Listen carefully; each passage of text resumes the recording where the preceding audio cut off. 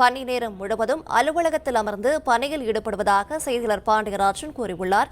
கூடுதல் விவரங்களை அவரிடம் கேட்கலாம். பாண்டியராஜன், விவரங்கள். தமிழக முதலமைச்சராக விஜய் அவர்கள் பொறுப்பேற்றுக் கொண்டதன் பிறகாக தினமும் 7 to 8 மணி நேரம் வரைக்கும் தலைமைச் செயலகத்தில் அவருடைய பணியை தொடங்கியிருக்கிறார். தமிழகம் முழுவதும் இருக்கக்கூடிய பல்வேறு மாவட்டங்களுடைய நிலை குறித்து மாவட்ட ஆட்சியர்கள் மற்றும் காவல் கண்காணிப்புக்கான ஒரு ஆலோசனை கூட்டத்தில் அவர் ஈடுபடப் போவதாக ஒரு தகவல் என்பது வெளியாகி இருக்கிறது.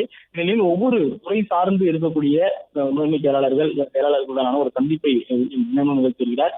ஏற்கனவே நகராட்சி நிர்வாகத்துறை மற்றும் நீர்வளத்துறை, வேளாண் துறை உள்ளிட்ட பல்வேறு துறை சார்ந்த அலுவலர்களுடனான ஒரு ஆய்வுக் கூட்டத்தை நடத்தியிருந்தார். அதன் பிறகு நிதித்துறை செயலாளரை சந்தித்து அவர்களுடனான ஒரு ஆலோசனை கூட்டத்தையும் ஆய்வுக் கூட்டத்தையும் மேற்கொண்டிருக்கிறார்.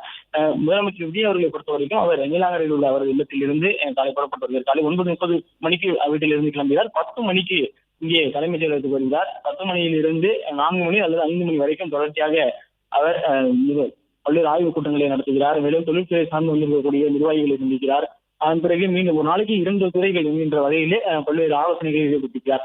குறிப்பாக நாம் இங்கே இருக்கக்கூடிய செயலாளர்களை பொறுத்த வரைக்கும் அவர்கள் கேட்கும் பொழுது விஜய் ஒவ்வொரு திட்டத்திற்கான காரணங்கள் என்ன என்று கேட்கிறார். அதாவது ஒரு திட்டம் இந்த முறையில் செயல்படுத்தப்படுகிறது என்று அவர்கள் குறிப்பிடும் பொழுது அதற்கான காரணம் எதுவாக உள்ளதா, ஒரு திட்டத்தை செயல்படுத்தும் போது அதற்கான குறிப்பிடத்தக்க காரணம் என்னவாக இருக்கிறது என்று ஒவ்வொரு தகவலையும் அவர் கேட்டு தெரிந்து கொள்வதாக சொல்லப்பட்டிருக்கிறது. முதல் முறையாக அவர் முதலமைச்சராக வந்திருக்கிறார், அரசியலில் வந்திருக்கிறார். தமிழ்நாட்டில் முதலமைச்சராக இருக்கக்கூடிய சூழ்நிலையில அரசினுடைய இயந்திரம் எவ்வாறு செயல்படுகிறது என்பதை முழுவதுமாக தெரிந்து கொள்வதற்கு விருப்பத்துடன் முதலமைச்சர் விஜய் அவர்கள் பணியாற்றி வருவதை நம்மால் தெரிந்து கொள்ள முடிகிறது. ஒவ்வொரு குறிப்பிட்ட திட்டமும் கொண்டு வரப்பட்டதற்கான திட்டத்திற்கு காரணம் என்ன, எதற்காக தொடரப்படுகிறது, இந்த திட்டம் தொடர்வதற்கான காரணம் என்ன என்பது குறித்தெல்லாம் அவர் பல்வேறு கோணங்களில் கேள்விகளை கேட்டு செயலாளர்களிடமிருந்து தெரிந்து கொள்வதாக சொல்லப்பட்டிருக்கிறது.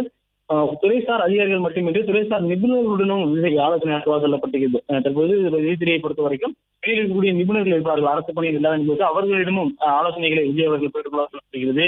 தமிழ்நாடு அரசின் செயல்பாடுகளை முழுமையாக அறிந்து கொள்ள விஜய் தீவிரமாக இயங்குவதாக அவர் திட்டமிட்டிருப்பதாகவும், தமிழ்நாட்டினுடைய அந்த அரசு இயந்திரம் எவ்வாறு செயல்படுகிறது, இங்கு இருக்கக்கூடிய திட்டங்கள் என்ன, தற்போது மக்களுக்கு பயனளிக்கக்கூடிய திட்டங்கள் என்ன, இந்த திட்டங்கள் தொடரப்படுவதற்கான காரணங்கள் என்னவாக இருக்கிறது உள்ளிட்ட பல்வேறு கேள்விகளையும் அவர் கேட்பதாகவும் சொல்லப்பட்டிருக்கிறது.